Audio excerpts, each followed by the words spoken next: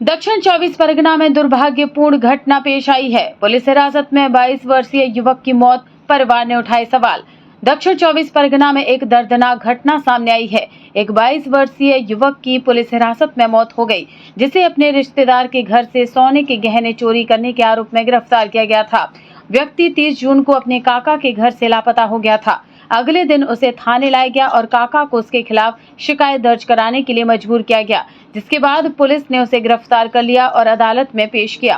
गिरफ्तारी के बाद उसकी शारीरिक स्थिति अचानक बिगड़ने लगी, जिसके बाद उसे अस्पताल में भर्ती कराया गया। पीड़ित के परिवार ने इस पूरी घटना पर पुलिस की कार्यशैली पर सवाल उठाए हैं, जबकि पुलिस ने बताया कि अदालत में पेश करने से पहले की गई मेडिकल जांच में सब कुछ सामान्य था। युवक की पुलिस पिटाई से हुई मौत की खबर के बाद ढोलाहाट थाने के बाहर भारी विरोध प्रदर्शन शुरू हो गया। पुलिस और जनता के बीच झड़पें हुई और स्थिति तनावपूर्ण हो गई है। পুলিশ মেরে ফেলতেছে মারতে মারতে একবার মেরেছে আমার হাঁচি পড়ে যাচ্ছে খুব কষ্ট দিয়েছে খুব কষ্ট দিয়েছে ওর খুব মার লেগেছে বাড়ি ভেঙেছে লাঠি মেরেছে ভাই খারাপ আছে ভাই দিয়েছে ওর পেছনে ধরে কারেন্ট শর্ট দিয়েছে পিঠের ছালে উঠে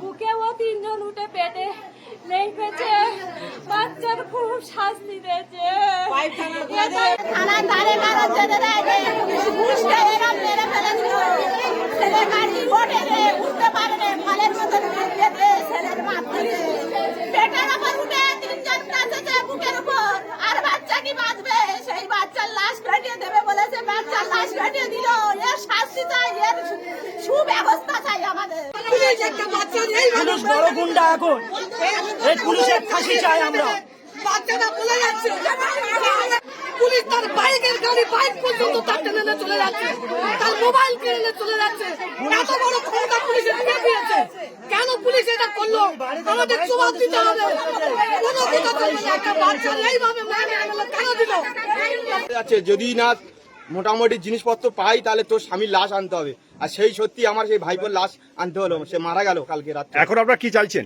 আমরা চাইছি শাস্তি হোক যে অফিসার করেছে সেই অফিসারের শাস্তি হোক কঠোর শাস্তি হোক না যেন আর এরকম ঢোলা থানায় বুকে কোনো থানার বুকে না জানে এরকম হয় তারা চুরি করে এরা সব মাল পাচার করে দিচ্ছ বসতেছে আর আমরা বিচার চাই পুলিশ কেন আমাদের ঘরের ভেতরে রেখে বাচ্চা খাবে ফ্রিজের ভেতরে ঢুকিয়ে দে পানি চাইতে বলে ফ্রিজের ভেতরে ঢুকিয়ে দে তার চেপে দিয়ে বলছে নেই এবার পানিকে আমাদের সামনে মারতেছে স্যার গাড়ি উঠতে পারে না এরকম হাত পা বেঁধে গাড়ির ভেতরে ঠেলা মেরে ফেলে দিয়ে মারতেছে স্যার এরকম ভাব করতেছে আপনার নাম বলছে সে হচ্ছে গিয়ে লাশ আসবে দেখবে এ লাশ আসবে পুলিশ কাটতে চাচ্ছিল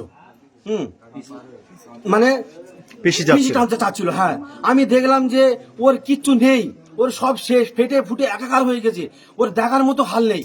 হ্যাঁ কথা ভালো করে বলতে পারছে না, তার সত্ত্বে আবার ফিরে পুলিশ পিসি টানতে চাচ্ছিল। আমি তাড়াতাড়ি করে যে কোনো ভাবে উকিল একটা ধরে আমার ভাইবোকে জামিন করিয়ে নিয়েছি। হ্যাঁ নেওয়ার পরে তারপরে বাড়িতে আনার পরে আমাদের গ্রামীণ মদরাপুর হসপিটালে নিয়ে গেলাম। ওরা দেখে বললো আচ্ছা ঠিক আছে বলে ওরা কিছু দাওয়াই দিল, দেওয়ার পরে বললো যে কালকে আনবে। হ্যাঁ তারপরে দেখছি আস্তে আস্তে ভাইবোর শরীর খারাপ হতে থাকছে।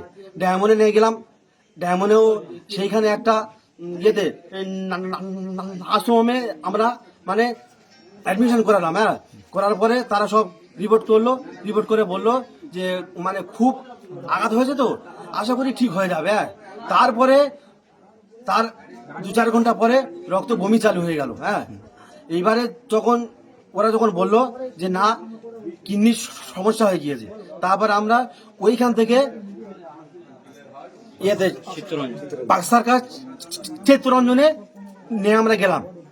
রাত্রেবেলা নিয়ে যাওয়ার পরে ওদের কাছে বেড নেই, ওরা সরিয়ে রেখেছিল।